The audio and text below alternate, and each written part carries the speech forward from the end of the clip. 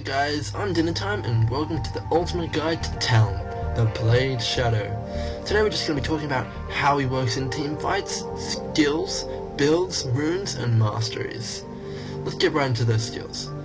Talon's Q empowers his next attack to deal bonus damage, reveal the enemy, and put a nice bleed dot on it. You really want to be using this in unison with your E. E in, auto attack Q quickly, and you'll be able to take off a lot of health. Talon's W is Rake. I use this mainly for harassing in lane, farming minions, slowing down those enemies just getting away, and getting that extra 10% damage on my auto attacks from my passive. Talon's passive gives him 10% more damage on his auto attacks for every slow on the target. This comes in handy if some target is trying to run away, your whole team slow him, you can easily pick up the kill with a few auto attacks. Talon's E is his gap closer. It also adds in 1 second silence on the target and gives you a percentage damage increase on all of your abilities. This ability is great for jumping on those squishies in team fights, chasing somebody down, initiating a gank, and just in general raising your damage up that little bit more. Talon's ultimate is Shadow Assault. It sends out a ring of blades dealing physical damage on the way out. Activating the ability again will bring the blades back to you. This ability also puts you in stealth while the ring of blades is out there, so make sure you use that stealth wisely. An important thing to note with this ability is that the blades will only deal damage once, so you cannot have multiple blades hit the target and get more damage. So don't try and reposition yourself just to hit the target with more blades, it won't do anything. A neat trick with this ability is if you pop it out, quickly use an ability, they'll return to you instantly, dealing that damage fast and getting the kill quickly. This prevents people from flashing away or getting away from your nice gank. One thing which is absolutely paramount to Talon's success is the order in which you level up your skills. If you're in a lane which is just really difficult, you're getting harassed, you just can't get any last hits, you want to be leveling up your W first and throwing out as much as you can to get them low. If you're in a lane where you're dominating or you have great CC and you're planning on ganking a lot, you want to level that Q up first. Either way, you want to be leveling up your E last. I personally like to get my Q first, just because I love to gank on Talon. For some of the spells on Talon, I always pick up Flash and Ignite. You really want that Ignite to return those blades to you quickly and deal that little bit of extra damage, and that Flash is just invaluable for getting out of team fights. So where are we going to put Talon? What lane does he go in, you reckon? Well, Talon can go in mid, he can go top, or he can go bottom. I tend to favour bottom if you're with a good laning partner or a nice lockdown CC, but if you don't have anyone, just grab top or mid. Okay, so let's talk items on Talon. What do we want to be picking up first? We want to be grabbing Adorned Shield.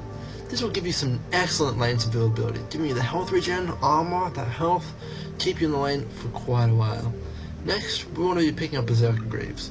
This will help you land your Q and an auto attack very easily and also help you last hit. Next, quite possibly the best item in the game for Talon is Yalmu's Ghostblade. I bind this to T so that I can always activate it quickly. The reason we're picking up Yalmu's Ghostblade is that active is just perfect. After Talon uses all his cooldowns, he is vulnerable and cannot put out much damage, so we need to activate that Yalmu's to get our auto attacks out quickly and finish the job. Next, I pick up an Infinity Edge. This will put our bursts through the roof. You'll be one-shotting those carries easily. After you pick up your Infinity Edge, you want to be picking up a Frozen Mallet. This item is great for Talon. It gives you extra durability in team fights, allowing you to slip away easier and just survive in general. It also gives you that 10% more damage on your passive, which will help you drop those enemies just that little bit quicker. These are the main items in your build. They're the most important ones. After you get these, it's really up to you what you get. But personally, I pick up a Bloodthirster for that bit of sustainability, keeping you in the field longer, giving you that nice big wodge of AD as well. I pick up a Cloak and Dagger for that extra bit of crit and that tenacity, and finally I pick up a Guardian Angel, because even though I get stuck in some of those Morgana ultimates, get ulted by Garen, yeah, this just gives you that second chance to get away and then come back for another gank. Let's take a look what we're going to be picking up for runes. For my reds, yellows, and quintessences, I pick up flat attack damage. For my blues, I pick up some attack speed. This rune page's purpose is to get you some early ganks and kills and really give you the upper hand over your enemies. Now let's take a look at what we're going to be picking up for masteries. I take 21-9, picking up all the physical demo attributes in offense, and picking up the mana regen and utility. You might be asking, why mana regen? He has such low mana cost as it is. Well, I really love to harass early game and just throw rake out, jump on people with my Q, and with this build, you can easily spam your abilities as much as you like.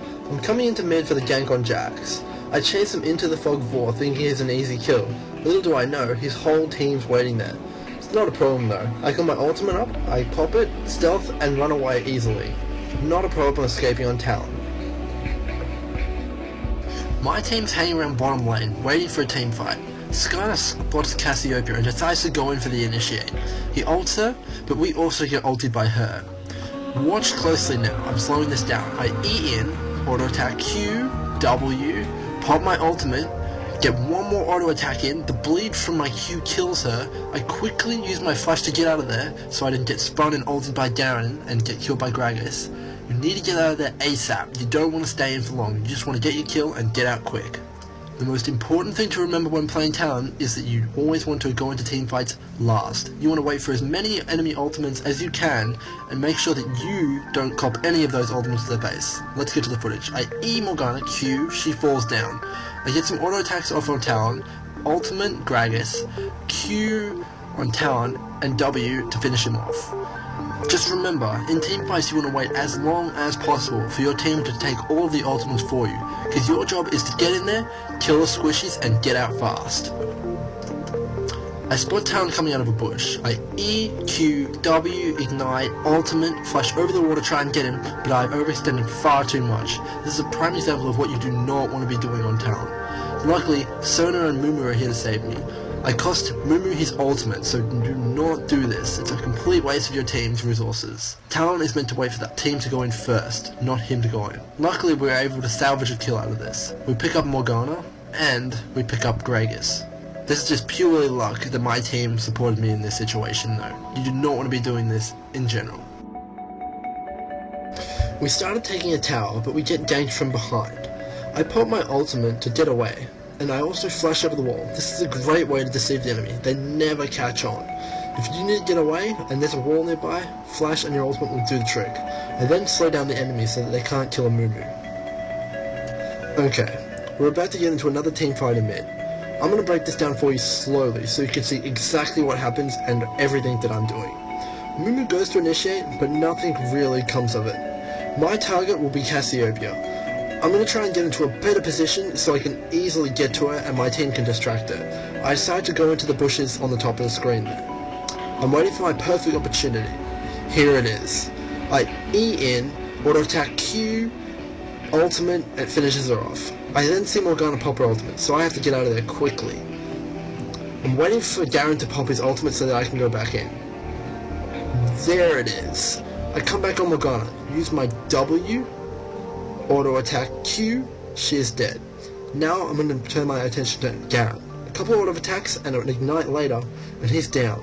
I pop my Yamus to try and catch up to their Talon. Mumu lands a great bandage toss. I'm catching up to them quite quickly. He pops his ultimate though. I know he's going to pop back up soon, so I run with my team to try and catch him. There he is, he pops back up. I E to him, auto attack Q, he's down easily, and that's an ace. If you enjoyed this video, make sure you check out my channel, like, favorite, subscribe, leave me a comment if you want to talk, and if you want to see a new champion or an old champion covered in a guide, make sure you drop me a comment on my channel.